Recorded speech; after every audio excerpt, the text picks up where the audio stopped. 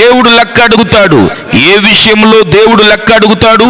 శరీరంతో జరిగించిన కార్యాలను బట్టి దేవుడు లెక్క అడుగుతాడు. తాను జరిగించిన క్రియలు చొప్పున, అవి మంచివైనను సరే చెడ్డవైనను సరే, దేహంతో జరిగించిన వాటి ఫలమును ప్రతి వాడును పొందునట్లు మనమందరమును క్రీస్తు న్యాయపీఠం ఎదుట ప్రత్యక్షము కావాలను. మనం మాట్లాడే మాటకు లెక్క చెప్పాలి. అవును, మనసులు పలుకు వ్యర్థమైన ప్రతి మాటను గూర్చి విమర్శన దినమున లెక్క చెప్పవలసి ఉండును. అలాగే దేవుడు మనకిచ్చిన తలాంతులను బట్టి దేవుడు లెక్క అడుగుతాడు. బహుకాలమైన తర్వాత ఆ దాసుడు యజమానుడు వచ్చి వారి యొద్ద లెక్క చూచుకొనెను.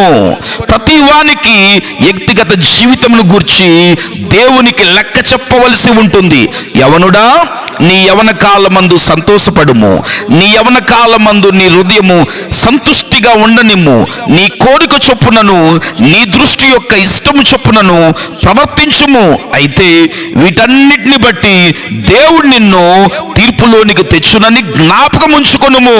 దేవుడిచ్చిన తలాంతులు, వరాలు, అవకాశాలు, డబ్బు, కుటుంబం, అందం, బలం, ఆయుష్షు, సమయము, సంవత్సరమును గూర్చి లెక్క చెప్పాలి.